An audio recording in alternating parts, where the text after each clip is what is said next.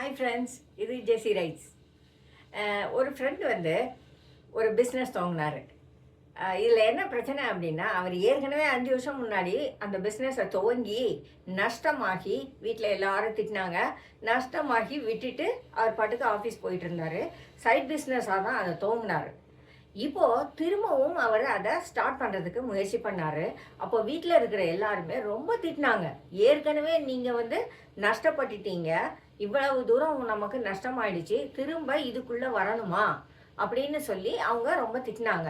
ஆனால் இவர் என்ன சொன்னார் அப்படின்னா, நான் ஒரு பிஸ்னஸாக பண்ணி பார்க்கணும்னு நினைக்கிறேன், அதுக்கான தேவையான பைசாவை நான் கடன் வாங்கவோ அல்லது நான் தனியாக சேர்த்து வைக்கவோ செஞ்சு நான் வச்சிருக்கிறேன். நான் அதை ட்ரை பண்ணி பார்க்கறதுல என்ன தப்பு? ஒரு தடவை தோற்று போனால் எல்லாரும் எல்லா நேரமும் தோற்று போகணுன்னு ஏதாவது இருக்கா அப்படின்னு கேட்டார். எனக்கு அந்த ஒரு தடவையில் நான் தோற்றதில் படித்த விஷயங்கள் நிறைய, அந்த அனுபவம் இனி என்னைய தோற்று போக விடாது அப்படின்னு சொன்னார். இது ஒரு நல்ல பாயிண்ட்டு. நம்ம எல்லாருமே நிறைய தடவை என்ன யோசிக்கிறோம் அப்படின்னா, தோத்துட்டோம்னாலே அடுத்த அடி எடுத்து வைக்க ரொம்ப யோசிப்போம். ஐயோ அப்படி மாட்டிக்கிட்டோமே, இன்னொரு தடவை இந்த ரிஸ்க் எடுக்கக்கூடாது அப்படின்னு நம்ம யோசிப்போம் இல்லையா? லைஃப்பில் ரிஸ்க் நிறைய நேரங்களில் நம்ம எடுத்து தான் ஆகணும். தோக்குறோமோ ஜெயிக்கிறோமோ, ரிஸ்க் எடுக்காமல் லைஃப்பை நம்ம நடத்த முடியாது. அது சின்ன விஷயமா இருந்தாலும் சரி, பெரிய விஷயமா இருந்தாலும் சரி. அப்படி எடுக்கும்போது இதுக்கு முன்னாடி நாம் சந்தித்த தோல்விகளில் இருந்து நாம் படித்த பாடங்கள் தான் நமக்கு ரொம்ப ரொம்ப உபயோகமாக இருக்கும். அந்த பாடங்களை நாம் கரெக்டாக படிச்சிருந்தோமா இருந்தால், நம்ம நினைவில் வச்சுருந்தோமா இருந்தால், அடுத்தடுத்த தோல்விகளை நம்மளால் தடுக்க முடியும். திரும்ப திரும்ப எதையுமே படிச்சுக்காம திரும்பவும் போய் அதே மாதிரி ஒரு விஷயத்தை துவங்கினா நிச்சயமாக தோல்விகள் வர்றதுக்கு தான் வாய்ப்புகள் நிறைய இருக்குது. ஆனால் பெரும்பாலும் நம்ம எல்லாருமே என்ன செய்வோம் அப்படின்னா, ஒரு விஷயம் தப்பு பண்ணிட்டோம்னாக்கா அதில் என்ன தப்பு பண்ணினோம் அப்படின்னு ஒரு அனலைஸ் பண்ணுவோம் நம்ம இல்லையா?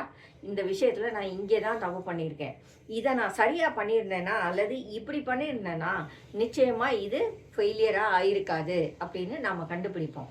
அந்த அனுபவங்கள் தான் நமக்கான பாடம். எப்பவுமே எந்த தோல்வியும் வெறும் தோல்வி கிடையாது. தோல்வியும் நமக்கு நிறைய பாடங்களை சொல்லிக் கொடுக்கும். தோல்வியோடைய வெற்றியோ ஜெயிச்சா நிறைய பணம் சம்பாதிக்கலாம், புகழ் சம்பாதிக்கலாம், ஓகே. ஆனால் தோல்வியோடைய பலன் என்ன அப்படின்னா, அதில் நாம் படிக்கிற பாடங்கள் தான். ஆகையினால தோல்வியை பற்றி கவலைப்படாதீங்க. திரும்பவும் துவங்கணும் அப்படின்னு நீங்கள் நினச்சிங்கன்னா, முதல்ல தோல்வியில் நீங்கள் என்னென்ன படிச்சீங்கன்னு பாருங்கள்.